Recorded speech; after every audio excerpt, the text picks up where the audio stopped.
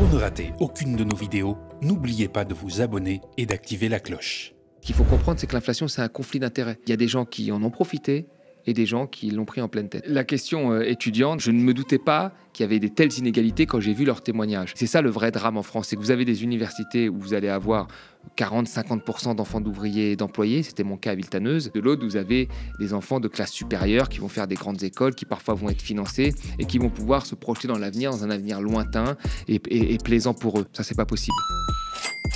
Bonjour tout le monde, je suis ravie de vous retrouver pour ce nouvel Instant Porcher, déjà le deuxième numéro d'une année d'analyse, de décryptage et de clés pour comprendre ce qui se passe autour de nous. Et cette année, on fait la rentrée à la télé. Oui, vous avez bien entendu, vous le répétez sans cesse l'année dernière, et bien nous avons réussi grâce à vous. Le 20 octobre, vous aurez enfin un média libre et indépendant, des luttes sur les bouquets TV des box internet. Oui, nous allons nous frotter aux grandes chaînes.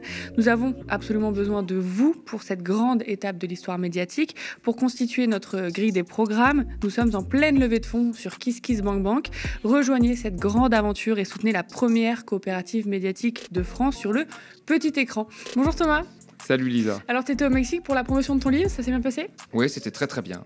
C'était la première fois pour moi en Amérique latine et j'ai découvert des étudiants et des professeurs qui étaient très intéressés par les questions économiques et notamment à la pointe des questions économiques hétérodoxes. Donc c'était une très bonne expérience pour moi. Trop cool. Et ben programme avec toi aujourd'hui, les étudiants justement qui en France qui sautent des repas faute de moyens et Bruno Le Maire qui dit non, on ne s'appauvrit pas. Et en deuxième sujet, on fera la guerre entre la Chine et l'Europe qui commence autour des voitures électriques. C'est l'Instant Porcher, c'est parti.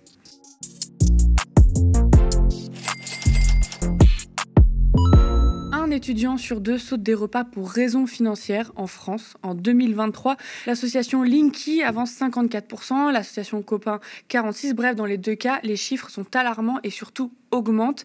L'association d'aide alimentaire aux étudiants en France, Linky, montre dans son enquête que 76% des étudiants interrogés ont un reste à vivre à moins de 100 € par mois, une fois leur facture payée. On se souvient déjà les années précédentes des images de ces longues files d'attente d'étudiants au point d'aide alimentaire. Il y a également la fondation Abbé Pierre avec l'université Paris 1 qui ont enquêté sur les expulsions des résidents des Crous, donc ces résidences universitaires de l'État.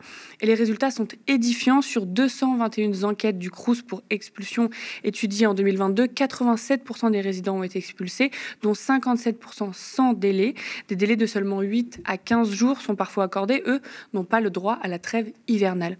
Thomas, comment c'est possible de constater une telle situation en France en 2023 dans la 7e puissance mondiale ? La question étudiante, c'est une question où il y a énormément d'inégalités, depuis toujours. Le problème, c'est que aujourd'hui, il faut le dire, une grosse partie de nos dirigeants viennent de Paris, ont fait des grandes écoles, et ils ne voient pas l'autre partie des étudiants qui, eux, n'ont pas du tout la même vie. En fait, quand vous êtes un étudiant parisien, même si vous êtes issu de classe populaire, vous allez à l'université et vous rentrez chez vous le soir. Quand vous êtes en province, c'est beaucoup plus compliqué parce que vous devez souvent bouger dans la ville où il y a l'université. Ce qui change tout puisque vous devez vous payer un logement. Et donc, la plupart des étudiants qui travaillent et qui vont à l'université sont des étudiants qui sont majoritairement de province. En région parisienne, souvent les étudiants les plus pauvres travaillent, souvent ils sont boursiers, mais vous pouvez avoir un travail à quart-temps, à mi-temps, parce que vous vivez encore chez vos parents, ce qui n'est pas le cas en province, parce que vous avez un certain nombre de dépenses contraintes liées au logement, à l'alimentaire, etc. Donc la situation est très difficile pour les étudiants de classe modeste habitant en province. Mais quand on a vécu à Paris, qu'on a fait des grandes écoles, souvent les grandes écoles, quand vous faites des grandes écoles comme Normal Sup, etc., vous êtes très rapidement financé et vous avez un salaire. Et ben vous n'êtes pas très conscient ou pas suffisamment conscient de ce qui peut se passer pour une autre partie des étudiants. Donc depuis toujours, ce qu'on a fait en France, c'est qu'on a avantagé les filières de grandes écoles, sélectives, etc. Et on ne se préoccupe pas trop des étudiants, et tout en sachant qu'au bout de la chaîne, pour les étudiants les plus pauvres, c'est une situation de précarité qui augmente comme tout le monde, notamment avec l'inflation et avec la hausse des logements dans les grandes villes étudiantes. Il y a une concurrence pour avoir accès au logement. Et si de l'autre côté, la force publique n'offre pas plus de logements étudiants, vous avez une masse qui se retrouve comme ça, livrée à elle-même. à la triste mort de l'économiste Daniel Cohen, qui était un économiste très connu en France, avec qui j'avais eu l'occasion de débattre. Il y a une série d'hommages de la part d'étudiants, parce qu'il était professeur à Normal Sup, qui sont aujourd'hui des collègues, des économistes. Et moi, j'ai été très surpris. Alors que, vous voyez, aujourd'hui, je pourrais débattre avec ces économistes, tout va bien pour moi, mais je ne me doutais pas qu'il y avait des telles inégalités quand j'ai vu leurs témoignages. Il y a un de ses anciens élèves qui a dit qu'il avait rencontré Daniel Cohen, que ça l'avait marqué, etc. Alors tout ça, c'est très intéressant, mais surtout, à un moment, il dit on était 5 à 6 dans la classe. Donc ça veut dire qu'à Normal Sup, dans un cours d'économie, c'était marqué noir sur blanc dans le monde, on peut être 5 ou 6. J'ai jamais vu, moi, dans toute ma scolarité que j'ai fait à l'université, je n'ai jamais été à 5 à 6 dans une salle de cours. J'ai été dans des amphithéâtres où on était 500, j'étais dans des TD où on était 40, 50, 60, dans des classes qui pouvaient contenir 40, 45 élèves, où on était assis un peu partout, comme ça, où il faisait très chaud. J'ai jamais eu, moi, des cours où on est 5 à 6.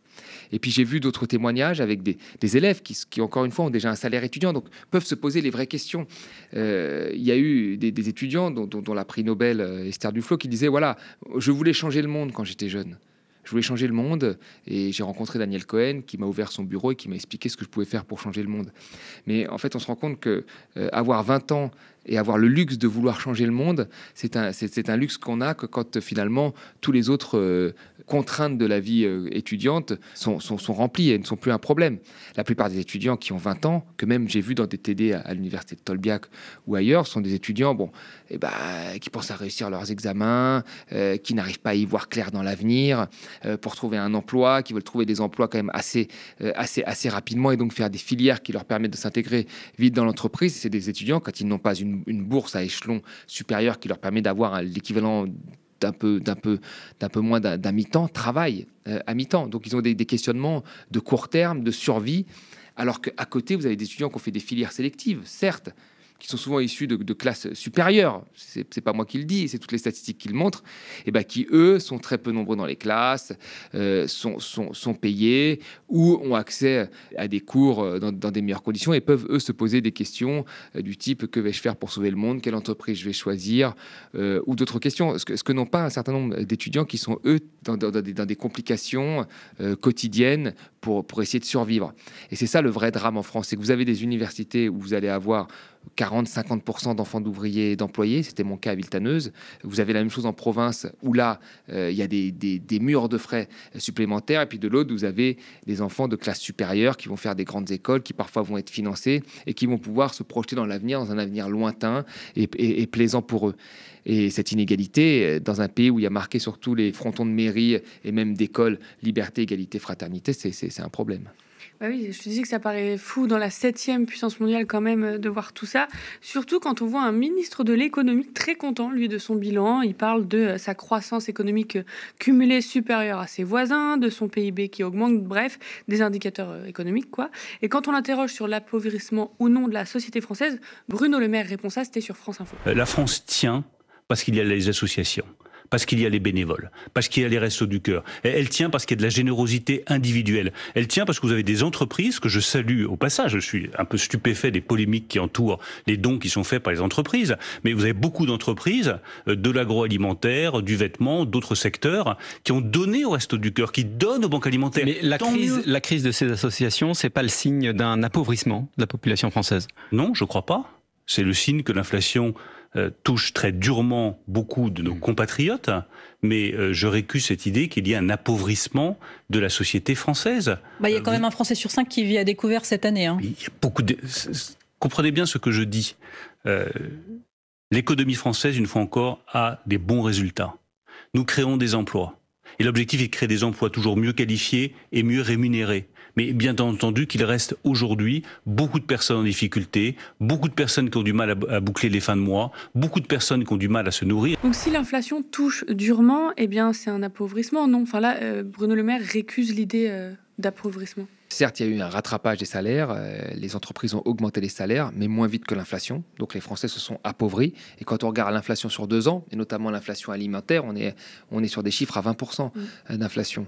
Donc non, on peut pas dire que les gens, que la situation va bien.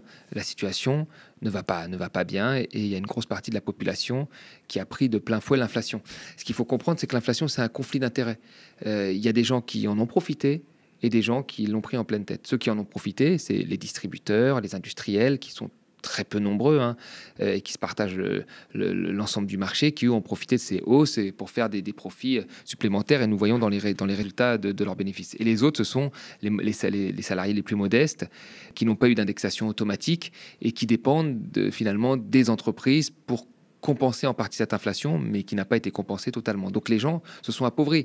Et Bruno Le Maire, c'est très bien, il regarde les chiffres de croissance, qui ne sont pas faramineux, mais il regarde les chiffres de croissance, il observe les indicateurs, mais les indicateurs ont plein de défauts. C'est une boussole, mais après, il faut aussi voir d'autres choses sur le terrain. Et moi, ce que je vois, c'est ce que disent les associations d'aide alimentaire. Elles le disent très bien, c'est que l'aide alimentaire a fortement augmenté, qu'il y a de plus en plus de gens qui demandent cette aide alimentaire, à chaque crise, on passe des seuils supplémentaires sans revenir aux positions d'avant-crise. C'est-à-dire qu'en 2008, il y a eu cette grosse crise, il y a eu de plus en plus de gens qui ont demandé, et quand la crise s'est estompée, on n'est pas revenu au niveau d'avant-crise, puis la crise du Covid, puis maintenant l'inflation. Donc c'est ça la réalité des faits. C'est qu'en bas de l'échelle, il y a des gens de plus en plus pauvres. Surtout qu'il y a une autre étude du Crédoc qui montre qu'il y a quand même une personne sur 2 qui devrait, selon ses revenus, bénéficier de ces aides et qui n'y va pas, principalement par honte, et qui préfère se débrouiller. Et donc, s'il y a une augmentation de ces gens dans les centres d'aide et qu'en plus il y en a une sur 2 qui ne vient pas, on voit bien qu'il y a une grosse partie de la France qui est beaucoup plus pauvre et qui s'adapte en prenant des biens de moins bonne qualité, en mangeant moins pour laisser manger les enfants et ainsi de suite. Donc on ne peut pas se réjouir de la situation actuelle. C'est indécent de faire ça. Ouais, je sais pas si tu as vu comment il se défend. Il dit non, l'économie française a de bons résultats. Encore une fois, il s'appuie sur les chiffres du chômage de catégorie A. On en a déjà plein de fois parlé, le PIB. Mais le PIB, donc la création de richesse nationale, peut augmenter et en même temps les gens s'appauvrir. Tout est dans la répartition de richesse. Tu l'as bien montré avec la nourriture. Et les chiffres, en plus, démentent en fait le ministre de l'économie. Le pouvoir d'achat diminue. L'INSEE montre que le pouvoir d'achat arbitrable, donc le reste à vivre pour manger et les loisirs, après les factures et les impôts, est au plus bas depuis 10 ans. En 2022. Est-ce que ça révèle aussi beaucoup de choses que sur la question de l'appauvrissement, Bruno Le Maire répond indicateur économique? En fait, Bruno Le Maire, je pense qu'il pense à 2027 comme beaucoup de ministres, et c'est un politique et on s'imagine qu'il se projette comme tout le monde. Et le socle électoral qui va l'élire, c'est pas les classes les plus pauvres. Il le sait très bien. C'est un socle de classe moyenne supérieure, voire riche. C'est ça. Et ces gens-là, il faut les rassurer en leur disant « oui, il n'y a pas de déclinisme, tout va pas si mal, vous inquiétez pas, tout va bien ». Et c'est des gens qui ont été moins impactés par l'inflation. C'est des gens, soit ils ne la ressentent pas parce qu'ils sont très riches, soit ils ont moins été impactés, ils disent « bon, bah, ça peut tenir, tout va bien ». Donc c'est ceux-là qu'il essaye de convaincre. Et ceux-là, on doit leur donner des bonnes nouvelles. Si on leur dit « ça va mal », ils vont dire « oh, les Français, ça va toujours mal ». Non, pour nous, ça va plutôt bien.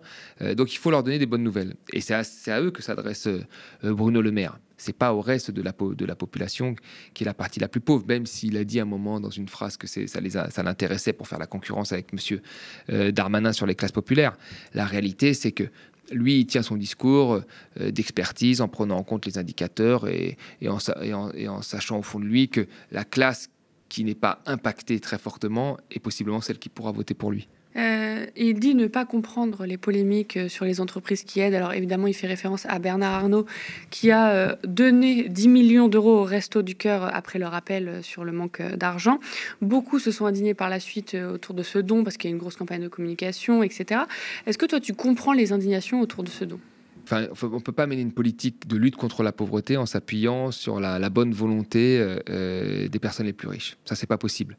On le voit bien avec Elon Musk, on le voit bien avec Bernard Arnault dans la donation et d'autres. Ça ne peut pas être comme ça au bon vouloir de personnes très riches, d'aider à un instant T ou à un autre instant, ça ne va pas être une politique de lutte contre la pauvreté. Donc la politique, pour moi, de lutte contre la pauvreté, elle vient du fait qu'on doit trouver des emplois, insérer les gens, et puis aussi faire en sorte faire une offre de services publics, et puis faire en sorte que ces gens aient des prestations quand ils n'ont rien, un minimum de prestations. C'est ça. C'est un modèle social, ça ne dépend pas de la bonne volonté ou du choix d'une personne. C'est une organisation sociale qui permet aux personnes de survivre via des transferts sociaux ou la création d'emplois ou le service public. Donc, de fait, je suis plutôt contre ce type de donation. Maintenant, je pense que les bénévoles du Resto du Cœur sont contents d'avoir 10 millions en plus dans leur caisse, d'où que ça vienne, parce qu'ils pourront faire des choses avec. Ça aussi, c'est une réalité. Bruxelles lance une enquête sur les subventions par l'État chinois de sa chaîne de fabrication de voitures électriques. Et oui, plusieurs années après avoir mis en place une politique qui démantèle des pans tout entiers de l'industrie, l'Union européenne se dit « Oh, concurrence chinoise trop rude ». C'est vrai que les ventes de véhicules électriques chinois ont bondi en Europe. Leur part de marché est passée de 4% à 8% entre 2021 et 2023. Et les exportations chinoises ont également explosé, comme nous le montre Lina Rifai sur France 24. La Chine a investi dans toute la chaîne de fabrication, certes, mais également elle subventionne son industrie et propose des véhicules donc beaucoup moins chers, ce qui pourrait être contraire aux règles de l'Organisation mondiale du commerce. On écoute Ursula von der Leyen, présidente de la Commission européenne. Les marchés mondiaux sont désormais inondés de voitures électriques chinoises moins chères que les nôtres.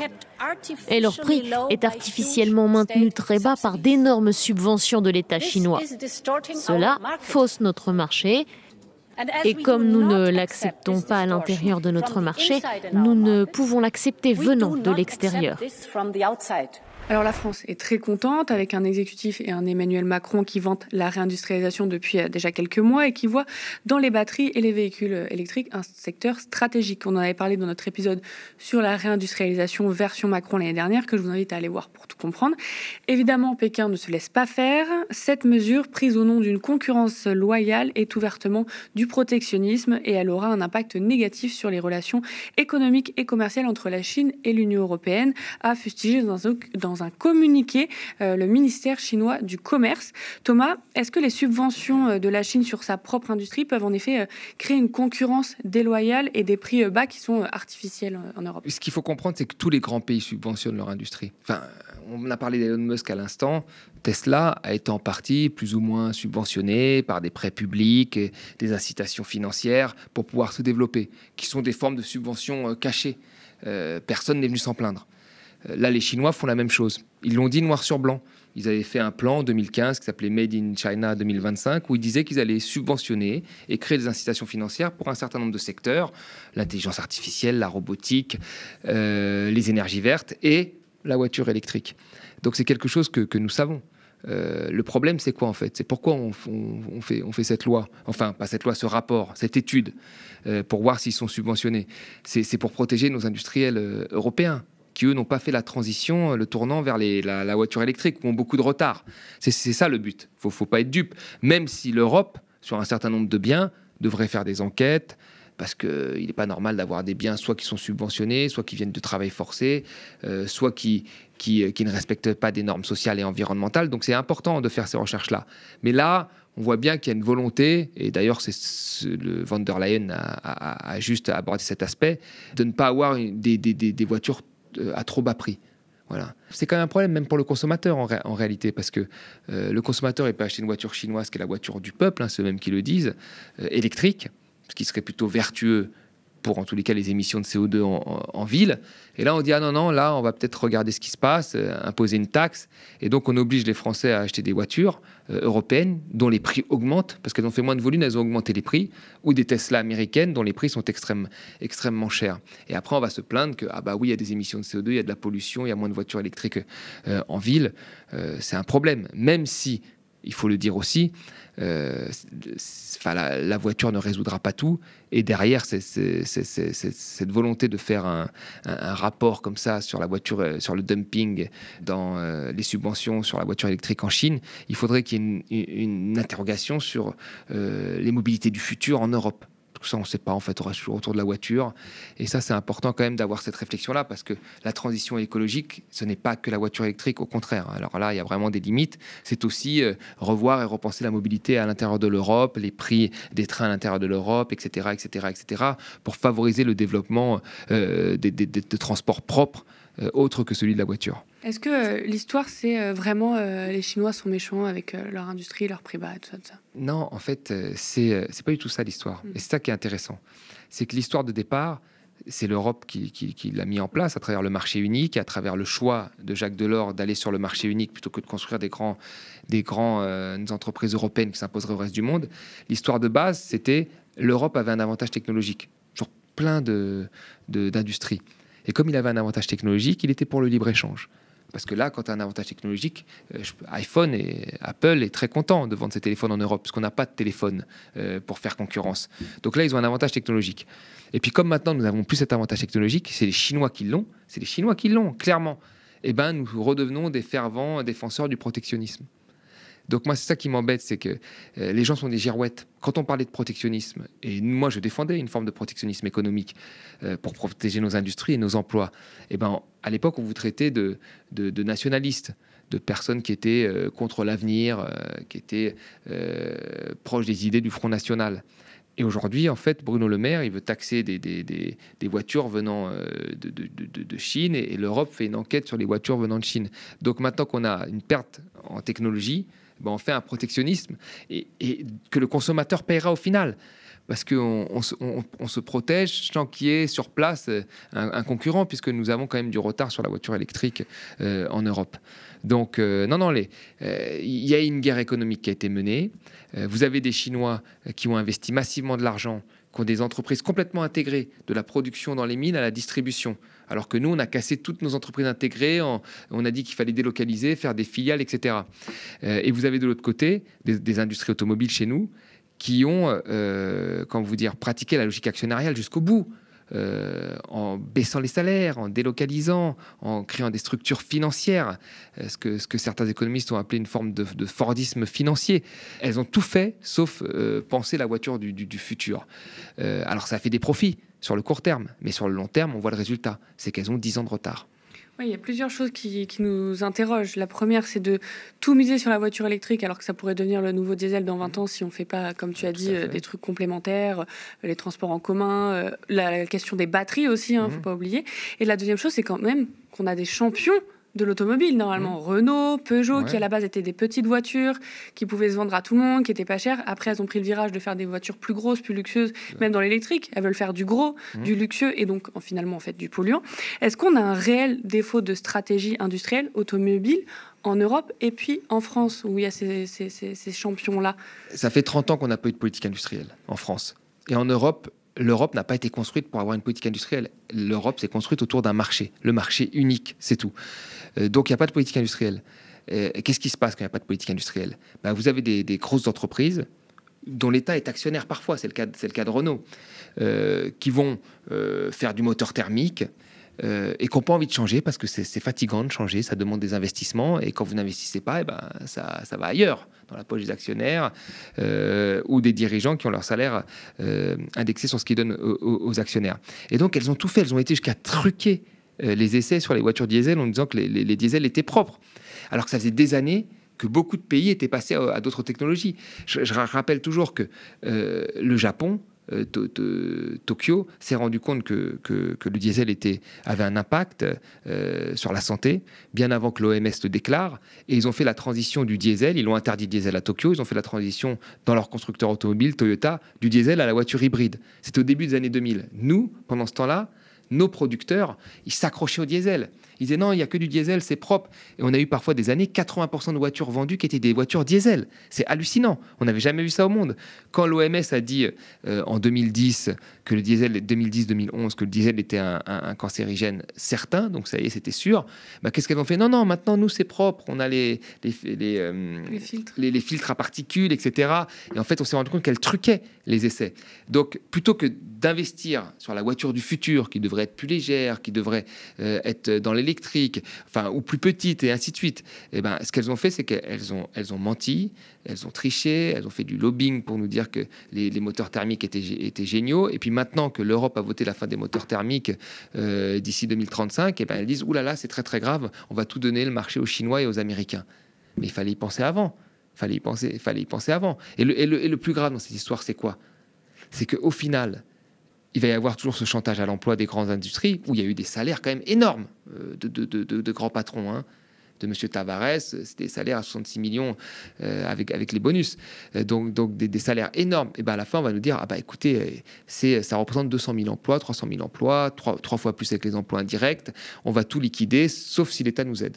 Et il demande là, des milliards. Arrivé, ouais. Voilà, il demande des milliards.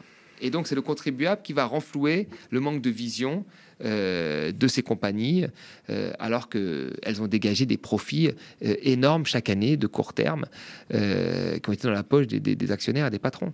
Et c'est un vrai problème. Et je veux dire, on a plein de cas d'école là-dessus. On sait, c'est ça, moi, qui m'étonne, c'est que les politiques, ils font comme s'ils ne savaient pas. Mais quand on regarde General Motors, qui était la plus grosse compagnie, il y avait même un Américain qui dit, quand General Motors va, l'Amérique va bien. Qu'est-ce qui s'est passé à General Motors avant la crise de 2008? Donc ça remonte quand même. Et cette entreprise a fait la même chose. Elle a mis au maximum la logique actionnariale. Elle a créé des structures financières à l'intérieur pour financer les voitures, etc. À la fin, ces structures financières, c'était 80% du profit. C'est-à-dire qu'elle s'intéressait plus à des voitures. Quand les Japonais sont arrivés sur le marché américain, elle a demandé à l'État de faire exactement ce que fait l'Europe, de faire des quotas, de les empêcher de rentrer, etc. pour garder son monopole, jusqu'à ce qu'elle fasse faillite et que ce soit le contribuable qui mette plus de 50 milliards sur la table. Donc c'est quand même hallucinant. Et donc ça prouve qu'il y a un manque de stratégie, de politique industrielle, de stratégie de l'État, et également une logique actionnariale court-termiste qui met en péril les investissements de long terme. Merci à vous, chez vous, d'avoir suivi ce deuxième numéro de l'Instant Porcher pour cette année. Pour cette émission et pour le média, la rentrée se fera à la télé, mais surtout avec vous. Le 20 octobre, vous aurez enfin un média libre et indépendant des luttes sur les bouquets TV des box Internet. Oui, nous allons nous frotter aux grandes chaînes. Nous avons absolument besoin de vous pour cette grande étape de l'histoire médiatique. Pour constituer notre grille des programmes, nous sommes en pleine levée de fonds sur KissKissBankBank. Rejoignez cette grande aventure et soutenez la première coopérative médiatique de France sur le petit écran. Nous sommes ravis de décrypter l'actualité avec Thomas et avec vous chaque semaine. Merci de toujours nous suivre, pour tous vos commentaires qu'on lit et pouces en l'air aussi sur la vidéo. Spectateurs, abonnés, donatrices et sociaux, je vous dis à la semaine prochaine.